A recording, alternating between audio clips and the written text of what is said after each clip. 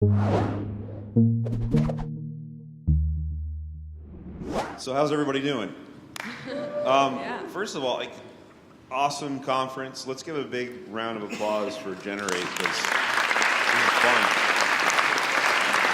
So fun. How's it going, Meagan? Hey, Dan. It's going well, thanks. Great.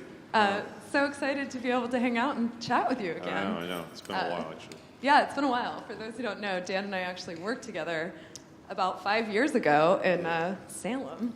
That's right. Yeah. Salem, Massachusetts. It's exciting. And it's kind of funny because just this year, Dribbble actually celebrated their 5-year anniversary, which is pretty exciting.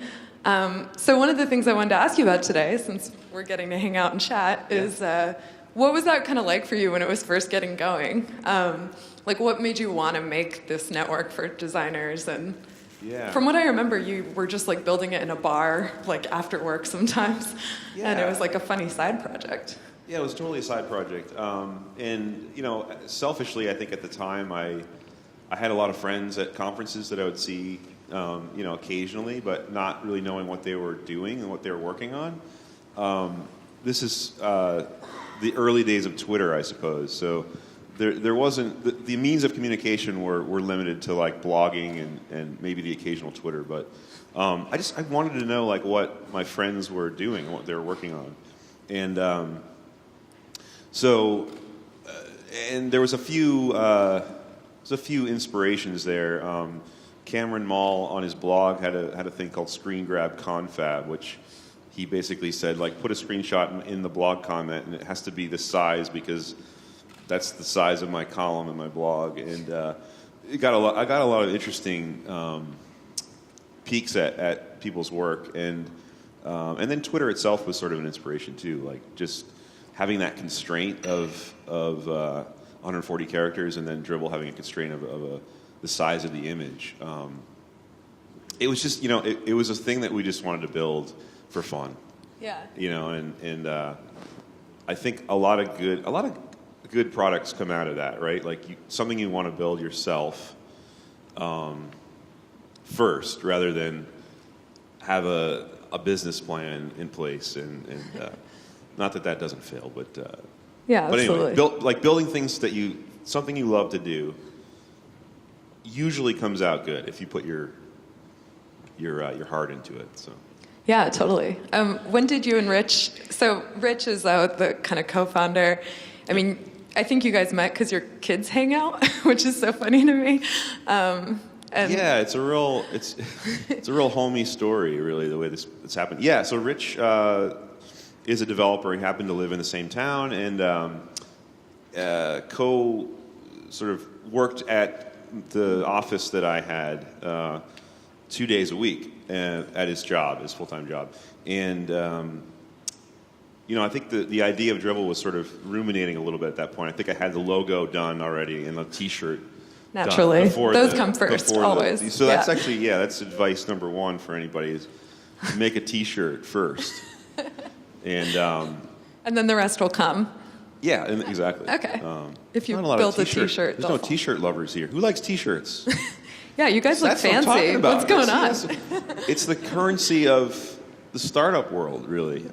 Anyway, so there's more on T-shirts actually in a second, but as there should be. As there should be. Yeah. So yeah, it started as we're just like, hey, let's build it. And Rich started a Rails project for it, and we built it locally, and you were there actually at that point, so you remember. But yeah, totally a side project. And when did you guys first realize that this was more than a side project? That was going to kind of, because eventually you both sort of quit your day jobs, and this became your full thing. Yes. So it took a long time. I mean, it was slow going, and I think the one thing we did well was again, this is the T-shirt thing that I'm going to come back to. We initially invited 50 people that we admired and wanted to see their work. Again, selfishly, just wanted to see what they were working on. So invited them by sending them a T-shirt and a handwritten code on a card, and that was really successful because it guilted them into signing up for the service. Like if someone sent you an email, hey, check out the beta of my thing. You might, if it sounds interesting, you might. But if you get something in the mail, like a T-shirt, some effort goes into that, and I think that helped like get things going, and it really helps pave the way for what types of images were going to be uploaded on Dribbble. And pretty quickly, it was like, very compelling visual work was what people were sharing, which was great. Yeah, absolutely. I mean, I feel like that whole thing of that we did, I actually remember packing those T-shirts. Oh, man, nice. Like, cool. Packing the shirts where we, like, knew everybody's size, and we were, like, writing them little notes. Really, like, kind of speaks to the early, like, handcraftedness of Dribbble. And I guess I feel like part of that spirit comes out of it being based in New England. And it's so funny, for those of you who don't know, Salem, which is where Dan's from and where I worked with him, how many of you guys know of Salem, Massachusetts, with like the witch trials and the whole thing? That's a good question. Okay, cool. It's like this very weird, funky little town with like all these crazy people walking around. And so one thing I guess I want to ask you about, now that I live in New York and you're in Salem, how do you feel like that's sort of contributed to like the culture of Dribbble, and when are you guys going to open your like huge San Francisco headquarters? Yes, right. That's a good question. There's a lot of crazy people in New York too, though. I don't know what you're talking about. But yeah, no, I think being outside of a major tech hub, like San Francisco or New York or London, I guess, or Michigan, no, like being outside of one of those places, I think it is nice. It keeps us real, and I love visiting those places, and I'm always amazed when I go to San Francisco and it seems like everyone is doing the same thing that you're doing, and you almost see like doppelgangers of yourself walking around, and it's really strange. But I think having that perspective I think it's about balance too. I think a lot of us, I would assume a lot of us probably work a lot, right? Because we love what we do and we work like long hours, and so having that balance of like being able to focus really heavily on building things for the web and then being able to unplug and not do that for a while is really healthy. Yeah, absolutely. Yeah. So you mentioned like that you've been traveling around, presumably to different Dribbble meetups that are happening, and I think that's one of the coolest things that's come out of it, is sort of that sense of community with the meetups and everything. Yeah, that has been. Well, I guess just like what are some of your kind of the most unexpected or interesting moments that have come out of the community that's built around Dribbble? Yeah, I think that's been one of the most satisfying things of building the site has been meeting people in person. Like we had one here with Generate last night, and just having people come up to me and say, "Hey, I got a job. I got my dream job at Apple or something because of my Dribbble profile," or I was able to buy a house because I got enough work through the site. I think that blows me away because it's just this thing that we started, and sent T-shirts out for it and whatever. But so to see to meet people physically in person and hear that, I think is really heartening, and it helps combat like criticisms, So. That's one thing I was going to ask you about. There, so there are actually a couple of sort of vocal criticisms that have been written or put out there about Dribbble, and I guess I'm kind of curious how you guys handle that, like some of the negative feedback you get and what that's like. Yeah, I think like anybody that builds something that has some sort of success, right? We're all putting ourselves out there by building things for the web, and it's a critical place, right? And I think that it took me a long time to get used to, like following the Dribbble search on Twitter, for instance, like all the mentions of Dribbble, which I still read. Some days it can be really disheartening. I mean, there's a lot of hate out there in terms of just people that don't like things. Haters going to hate, It's but true, so you end up having to grow thick skin and realize you start to be able to pick the people out that are crazy, and then you can sort of ignore them, and then you can. It takes a while. It took me a while to figure out how to define like constructive criticism on Twitter, and maybe Twitter's not the right place for that, right? I mean, it could be a scary place, but so you end up figuring out who knows what they're talking about and who doesn't, and that helps a little bit. But yeah, absolutely. I can imagine it's pretty tough having this like very public thing with such a vocal and kind of passionate community. Yeah, like there was one. There's been several things written about it, but like, you know, Dribbble is ruining the design industry, you know, or single-handedly, which is actually amazing. Like it's flattering, right? Yeah. It's like, really? Such cool. power. Like, we're doing that? Who would have thought? thought? Huge. Let's take it down.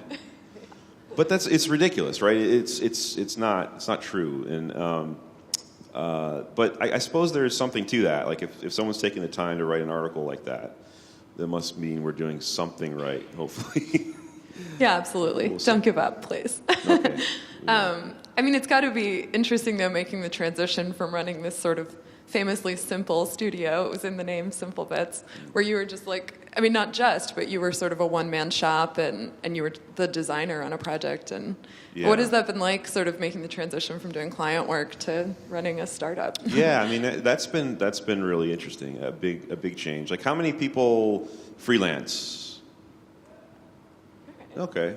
And then how many people like work full-time on something, either their own or someone else's? Yeah, so more full-time. Interesting.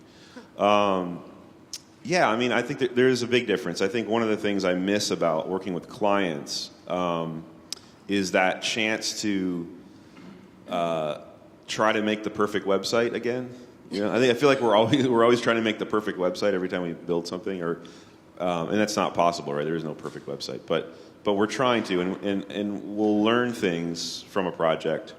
And with client work, at least the client work that I was doing, had a very short length. So I'd be working on something for a month, and then I would be done, and then I would move on and do something else. And that next time, like, okay, I can take what I learned from the last time and then apply it to this new project. And that doesn't happen when you're managing a one product yourself. You sort of have this foundation, and then you're constantly iterating, trying to make that better. So it's a much different process, I think. So I do miss that, because it kind of like, there's like an incentive to constantly be sort of learning what the new, trying out the latest and greatest techniques, and staying really on top of it. Yeah, I feel like I was much more on top of like best practices when I was doing client work, because of that turnover. Yeah. So does it feel like like working on one product sort of leads you to like almost fall behind in a way, or makes it harder to kind of keep up with everything? Yeah, it definitely does. And I think, I don't know what I'm doing anymore. You heard it here first, ladies and gentlemen. How many people feel like they're behind on what everyone else is doing? Yeah. It's not just us. I'm going to raise my hand. Okay, right. cool. I mean, so there's so much stuff moving so quickly, and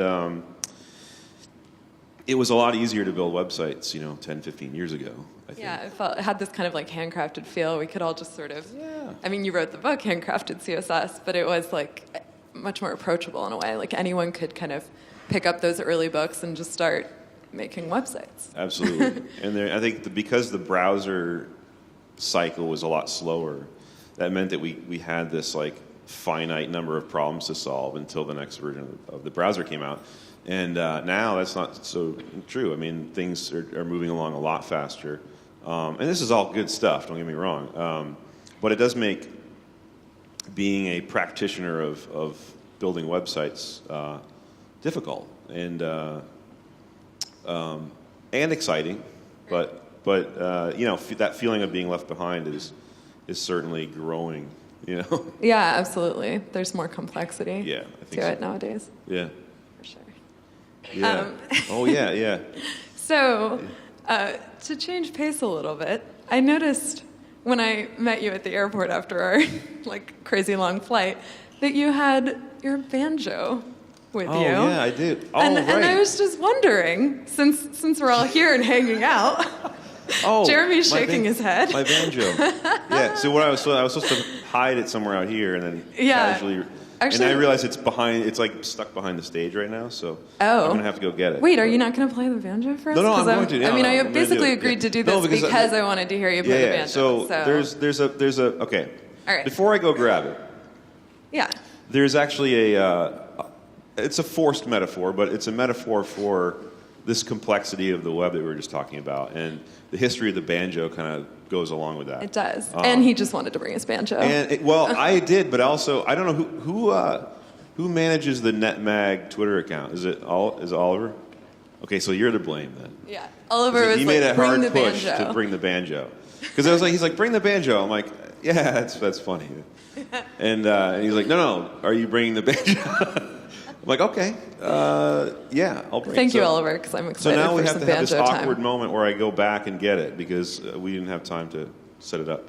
Yeah. So Meagan can sing some songs while I'm not going to sing Okay. some songs. But I will say, Be right back. so while Dan's getting his banjo, we're going to chat for a little while, but we're going to try to have like 10 minutes or so at the end for questions from the audience. So everyone be thinking of your questions for Dan, and you can also tweet them at either one of us. So, I mean, you can be doing that now, and then if one's really good, maybe Dan can like sing the answers along with his banjo, because that would be pretty great. Also, from what I hear, oh my gosh, it's getting going, you guys.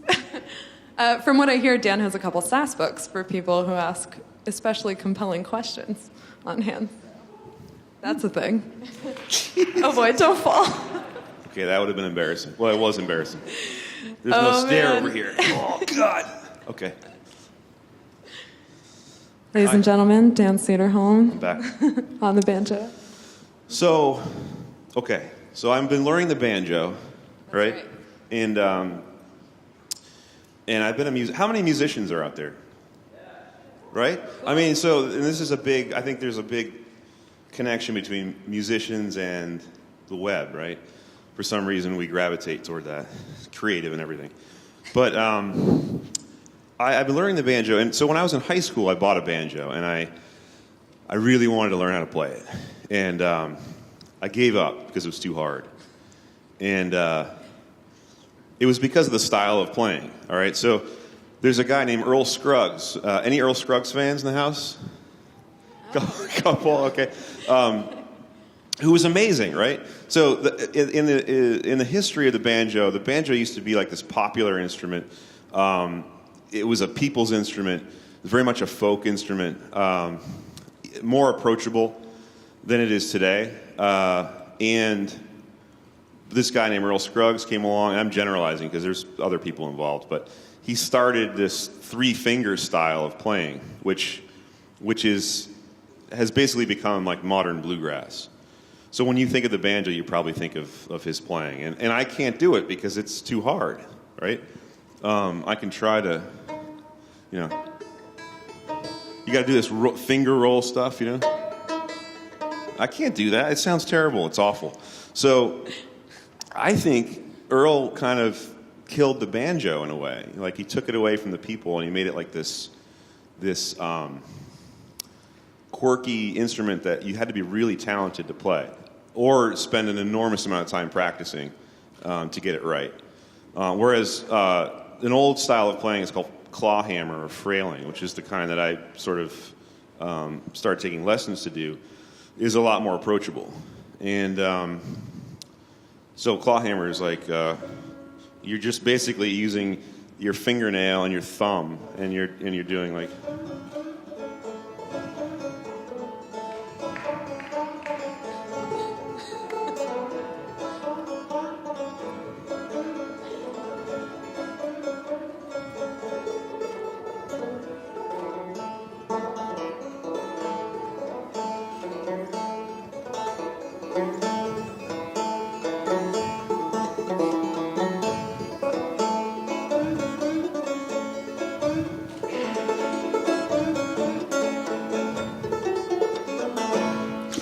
So that was a little rough. Man, no warm-up. But anyway, so you can see it's a more, it's almost like the punk rock of banjo, I guess, where it's a lot more loose, it's a lot more approachable. people would set up on their porches and play, and but all that changed when that Scruggs style came into popularity, and it changed, like, I think it really changed the banjo. And so to force the metaphor back to the web, this isn't banjo conf. There's a reason why CSS and HTML are approachable and they're not programming languages. And a lot of people say, why, like, especially developers that look at CSS, like, how could you do this? This is horrendous. Like, you can't do X, Y, Z with it. And that's intentional, though. I mean, when the original authors of CSS created it, they wanted to have as many people as possible being able to create for the web.